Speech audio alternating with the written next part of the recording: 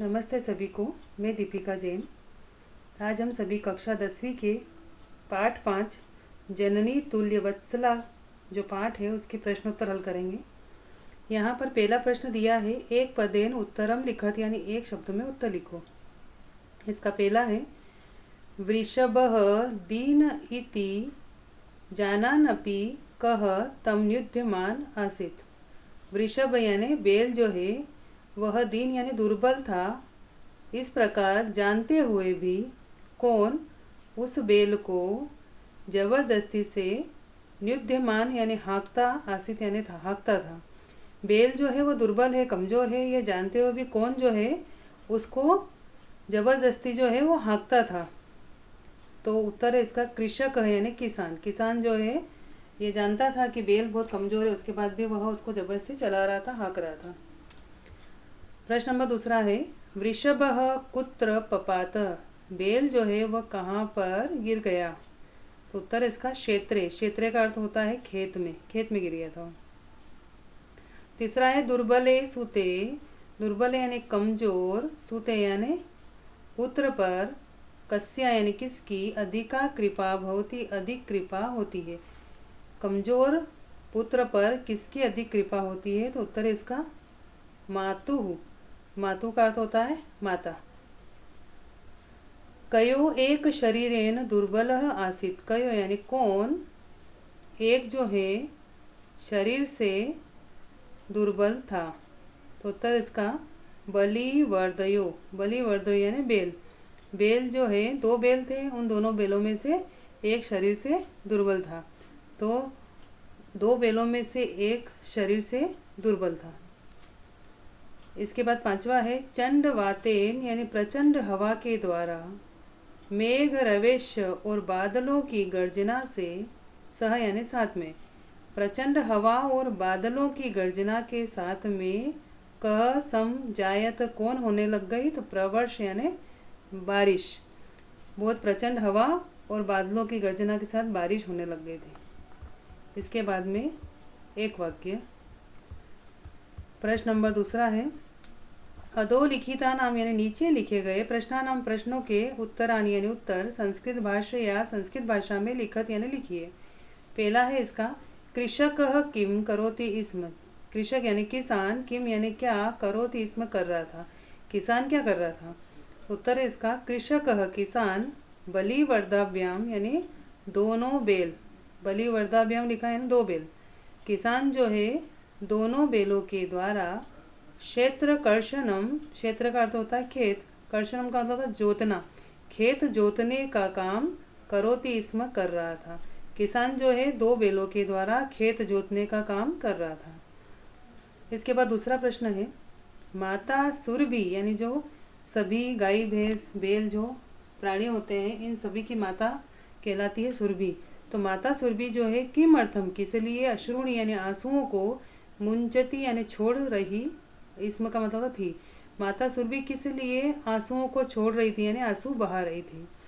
तो उत्तर है इसका भूमौ पतिते यानी जमीन पर गिरे हुए, स्वपुत्रम अपने पुत्र को, दृष्टवा यानी देख करके, माता सुरभि अश्रुणी मुंचती इसमें, माता सुरभि जो है वो आंसुओं को छोड़ रही थी। अपने पुत्र को जमीन पर गिरा हुआ देख करके माता सुरभि रो रही थी।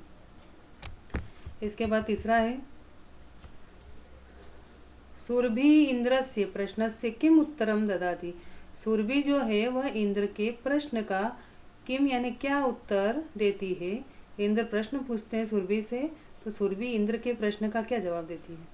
उत्तर है इसका सुरभि इंद्रस्य प्रश्नस्य उत्तरम ददाति। सुरभि जो है इंद्र के प्रश्न का उत्तर देती है, यत का अर्थ होता की, देती है कि, सा यानी वह जो है, स्वपुत्र से अपने पुत्र के, दैन्यम यानी दुर्बलता के कारण, दृष्टवा यानी देख करके, अपने पुत्र की दुर्बलता देख करके, रोदिति रो रही है। सुरभि इंद्र के प्रश्न का यह उत्तर देती है कि वह अपने पुत्र की दुर्बलता देख करके रो रही है। चौथा प्रश्न है, मातु अधिका कृपा कस्मिन भवति। मातु यानी माता की, अधिका कृपा यानी ज्यादा कृपा, कस्मिन भवति किस पर होती है। तो उत्तर है इसका मातु अधिका कृपा दीने पुत्रे भवति। माता की अधिक कृपा दुर्बल पुत्र पर होती है, यानी सब पुत्रों में से जो कमजोर पुत्र होगा उस पर माता की कृपा, माता का प्यार ज़्यादा रहता है। इसके बाद में 5वां है इंद्र दुर्बल वृषभस्य कष्टानि अपाकर्तुं किं कृतवान।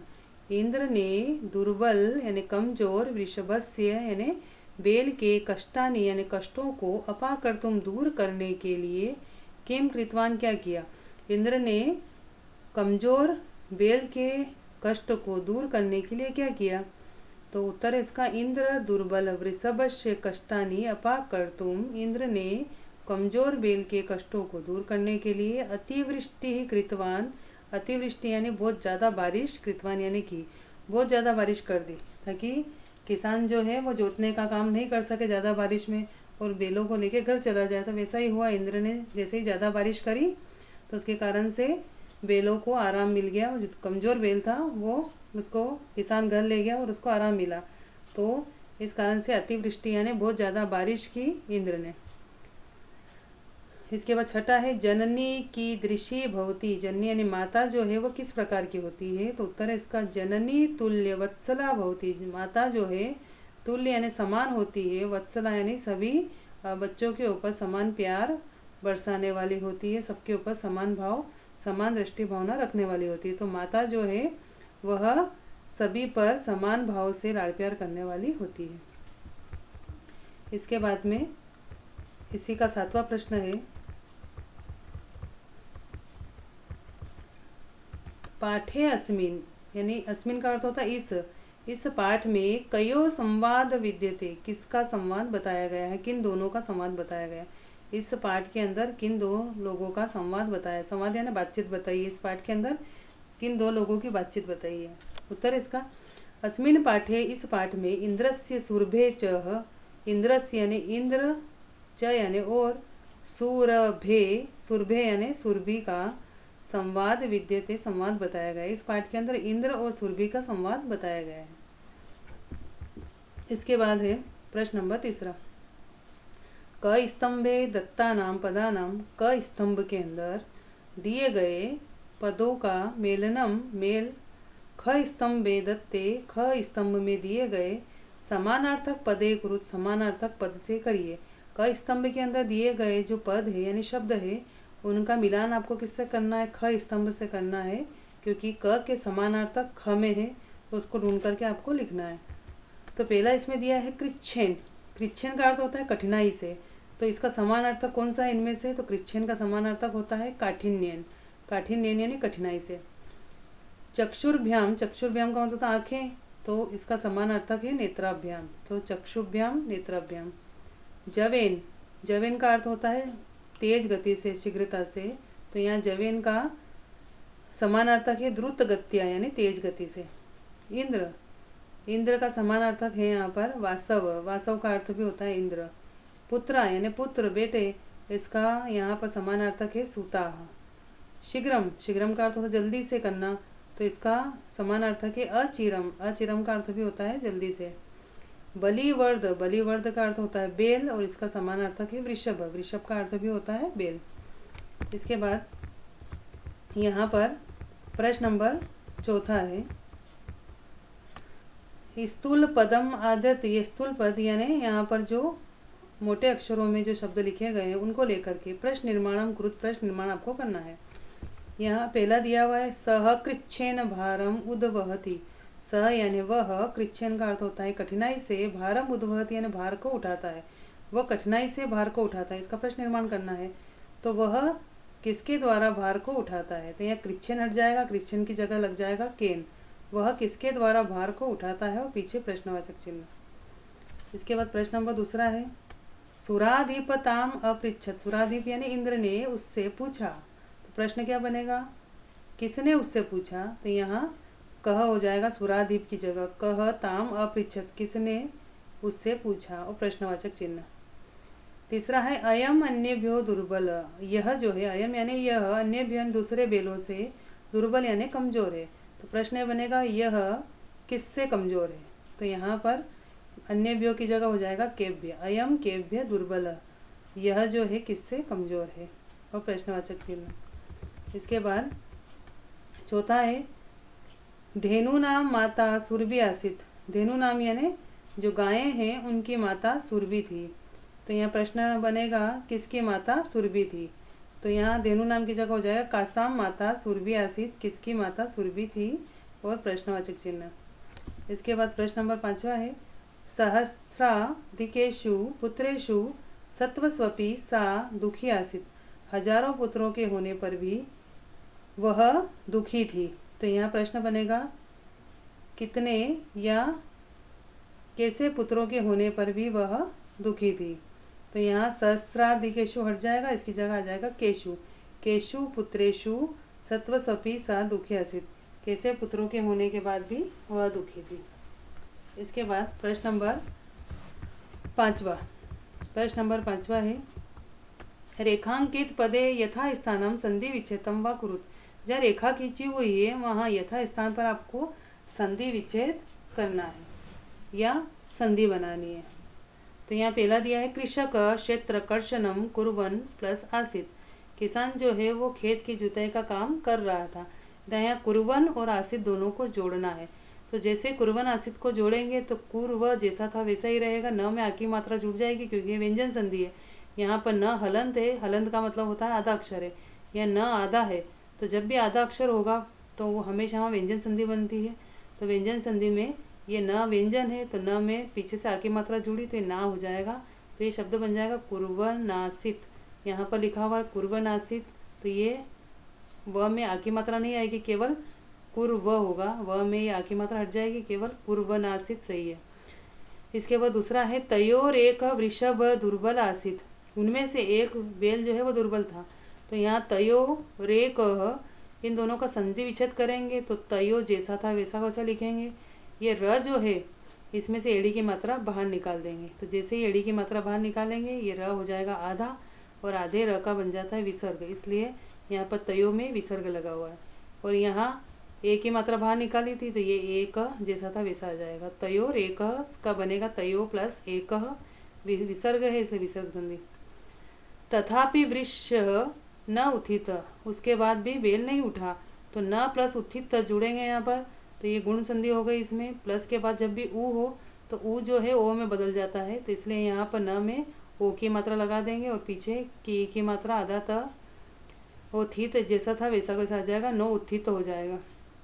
उसके बाद है सत्व स्वपी बहुषु पुत्रेषु अस्मिन वात्सल्यम कथम।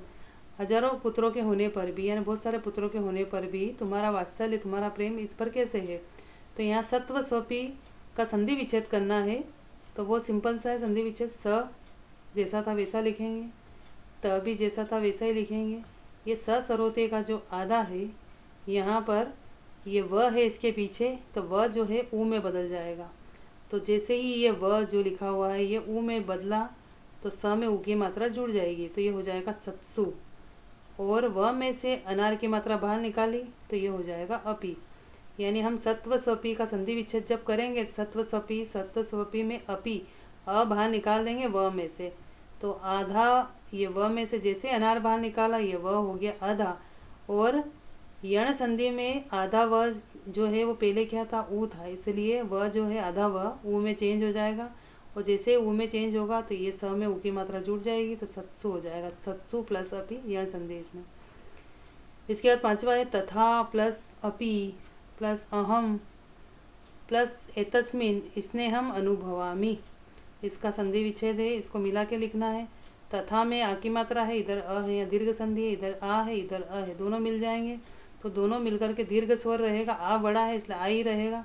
तो यहाँ त और थ में आ की मात्रा जुड़ेगी था, और ये पीछे से पी जैसा था वैसा वैसा। अब यहाँ पर पी जो है इसमें ई की मात्रा है, यहाँ प्लस आ रहा है, इसका मतलब संधि यहाँ पे करनी है। तथा पी की संधि हमने करी तो आ और अ दोनों मिलके आ ही बना, इसलिए तथा हो जाएगा जैसा था वैसा। और अब यहाँ संधि हो रही है तो ये प में से ई की मात्रा बाहर निकालेंगे तो ये प हो जाएगा आधा। और ई की मात्रा यण संधि है इसलिए ई की मात्रा आधे य में बदलती है। आधे य में जैसे ही बदली पीछे से अनार जुड़ा तो ये य हो जाएगा पूरा, और पीछे का ह जैसा था वैसा ही। म व्यंजन संधि है, हलंत है, आधा अक्षर है, इसलिए म में पीछे से एड़ी की मात्रा जुड़ेगी तो ये हो जाएगा में, और पीछे का तस्मिन जैसा था वैसा ही। इस प्रकार से बनता है तथाप्य तथाप्यः में तस्मिन। इसके बाद छठा है में बहूनि प्लस अपत्यानि संति। में बहुनी मेरे बहुत सारे संतानें हैं, तो बहुनी अपत्यानि इन दोनों को जोड़ेंगे तो यहाँ प्लस के पहले ई की मात्रा, जैसे यहाँ पर थी अपी में प्लस के पहले ई की मात्रा जब भी हो तो वहाँ पर हमेशा जो है यण संधि बनती है। तो यहाँ प्लस के पहले ई की मात्रा है, तो कुछ भी नहीं करना आपको, ब जैसा था वैसा लिखेंगे, हु भी जैसा था वैसा, केवल ये ई की मात्रा जैसे बाहर निकालेंगे ये अक्षर हो जाएगा आधा, न हो जाएगा आधा। और ई की मात्रा जैसे यहाँ पे प आधा हुआ था वैसे ही न भी आधा हो जाएगा। ई की मात्रा बदलेगी आधेय में, आधेय में जैसे ही बदली पीछे से अनार का जुड़ा तो यह हो जाता है पूरा, और पीछे का पत्यानि जैसा था वैसा। इस प्रकार से बहुन्य पत्यानि बनता है। सर्वत्र जलोप्लव संजात, सब जगह जो है पानी पानी हो गया, तो यहाँ जल अलग हो जाएगा। और ये ओ जो है जैसे न उत्थित में था, पीछे जब प्लस के बाद ऊ की मात्रा हो जोड़ने पर वो ओ बन जाता है। तो वैसे ही यहाँ जलों में पहले से जुड़ा हुआ, इसको अलग अलग करेंगे तो जल अलग हो जाएगा। ओ की मात्रा पहले क्या थी, ऊ थी, इसलिए इस प्रकार से उपप्लव, उपप्लव यहाँ पर ये बनेगा, जल प्लस उपप्लव। इसके बाद में प्रश्न नंबर 7वां है, छठा प्रश्न है, 5 हो गए, छठा प्रश्न है। अधोलिखितेषु वाक्येषु, नीचे लिखे गए वाक्यों में रेखांकित सर्वनाम पदम कस्मै प्रयुक्तम। रेखा खींची हुई है जिस शब्द के ऊपर, वह किसके लिए प्रयुक्त किया गया है। जहाँ रेखा खींची हुई है आपको पूरी लाइन में बताना है कि ये रेखा जो खींची हुई है किसके लिए प्रयुक्त किया गया ये शब्द। सा च अवदत, ओ च का मतलब होता है और, सा यानी उसने, अवदत यानी कहा, और उसने कहा, भो वासव है इंद्र, अहम वृषम दुखिता अस्मि, मैं बहुत ज़्यादा दुखी हूँ। तो यहाँ पर और उसने कहा, तो ये उसने शब्द किसके लिए प्रयुक्त हुआ, तो ये सुरभि ने कहा था इंद्र से, तो इसलिए सुरभि के लिए प्रयुक्त हुआ। तो सुरभई, सुरभई, सुरभि की जगह सुरभई क्यों लिखा है यहाँ पर, क्योंकि यहाँ पर सुरभई का अर्थ होता है सुरभि के लिए, क्योंकि प्रश्न ने पूछा किसके लिए प्रयुक्त हुआ, तो उत्तर ये लिखेंगे सुरभि के लिए। तो के लिए यहाँ पर सुरभई शब्द आएगा, चतुर्थी विभक्ति आएगी सुरभई। पुत्रस्य देनम दृष्टवा, पुत्र की गरीबी देख करके या पुत्र की दुर्बलता देख करके, अहम रोधी मी, मैं रो रही हूँ। यहाँ पर अहम किसके लिए प्रयुक्त हुआ, ये भी सुरभि के लिए। सुरभि कहती है कि पुत्र की दुर्बलता देख करके मैं रो रही हूँ, तो मैं शब्द किसके लिए प्रयुक्त हुआ है, सुरभि के लिए, इसलिए लिखेंगे सुरभई। स दीन इति जानन, वह गरीब है ये जानते हुए भी, या वह दुर्बल है ये जानते हुए भी, किसान जो है उसको पीड़ित कर रहा है, पीड़ा पहुंचा रहा है। वह दुर्बल है, या वह शब्द किसके लिए प्रयुक्त हुआ है, तो ये बेल के लिए प्रयुक्त हुआ है कि वह दुर्बल है। वह कौन, यानी बेल। तो यहाँ चतुर्थी विभक्ति लग जाएगी वृषभ की, वृषभाय, वृषभाय यानी बेल के लिए ये शब्द सह जो आया है सर्वनाम, ये प्रयुक्त हुआ है। मैं बहुनी अपत्यानि संति, मेरी बहुत सारी संतानें हैं। यहाँ पर ये मैं किसके लिए प्रयुक्त हुआ है, सुरभि के लिए। सुरभि कहती है मेरी बहुत सारी संतानें हैं, तो सुरभई यानी सुरभि के लिए। स च ताम एवं असांत्वयत, च यानी और, सह यानी उसने, ताम यानी उसको, और उसने उसको इस प्रकार सांत्वना दी। तो यहाँ पर ये उसने शब्द किसके लिए प्रयुक्त हुआ है, इंद्र के लिए, कि उसने जो है उसको सांत्वना दी। तो यहाँ इंद्र के लिए प्रयुक्त हुआ, इंद्र ने सुरभि को सांत्वना दी थी कि मैं सब ठीक कर दूंगा, तो इंद्राय, इंद्र के लिए। सहस्त्रेषु पुत्रेषु सत्वस्वपि, हजारों पुत्रों के होने के बाद भी, तव अस्मिन प्रीति अस्ति, तुम्हारी इसमें ही प्रीति है। या तुम्हारी शब्द किसके लिए प्रयुक्त हुआ है, सुरभि के लिए, क्योंकि इंद्र जो है सुरभि को कहते हैं कि तुम हजारों पुत्रों के होने के बाद भी तुम्हारी इसमें प्रीति है। तो तुम्हारी शब्द यहाँ प्रयोग हुआ है सुरभ्य, सुरभि के लिए। इसके बाद प्रश्न नंबर 7वां, आखिरी प्रश्न है प्रश्न नंबर 7वां। क स्तंभे विशेषण पदम लिखितम, क स्तंभ जो है इसके अंदर विशेषण लिखे हुए हैं। ख स्तंभे पुनः विशेष्य पदम, और ख स्तंभ के अंदर यहाँ पे विशेष्य पद लिखा हुआ है। एक तरफ विशेषण है और एक तरफ विशेष्य। तयो मेलनम कुरुत, उन दोनों का आपको मिलान करना है। विशेषण जो किसी की विशेषता बताए, ऐसे शब्द विशेषण होते हैं, और जिसकी विशेषता बताए वो विशेष्य होते हैं। तो यहाँ पर कश्चित यानी कोई, कोई क्या है, किसी की विशेषता है। तो यहाँ पर कश्चित की किसकी विशेषता है, कश्चित कोई कौन था, तो कृषक है, किसान की विशेषता है कि किसान, कोई किसान था, तो कृषक। दुर्बल कमजोर कौन था, बेल था, बेल की विशेषता है कि वो कमजोर है, तो वृषभम। क्रुद्ध गुस्से में कौन था, कृषि बल यानी किसान। सहस्त्र अधिकेशु यानी हजार जो है वो कौन थे, पुत्रेशु पुत्र थे। अप्यधिका बहुत ज़्यादा जो है वो क्या थी, कृपा थी। विस्मित आश्चर्यचकित कौन था, आखंडल, आखंडल यानी इंद्र, इंद्र जो है उसकी विशेषता क्या है कि वो आश्चर्यचकित था। तुल्य वत्सला यानी समान प्रेम भाव वाली कौन होती है, जननी यानी माता, ये माता की विशेषता है कि वह समान प्रेम भाव वाली। तो जो शब्द किसी की विशेषता बताए वह विशेषण कहलाते हैं, और जिसकी विशेषता बताते हैं वह विशेष्य कहलाते हैं। तो यहाँ पर ये सारे जो है एक तरफ विशेषण है ये वाले, और इधर विशेष्य है। तो इस प्रकार से आप वीडियो के माध्यम से जो है प्रश्न उत्तर हल करने की कोशिश करें। धन्यवाद।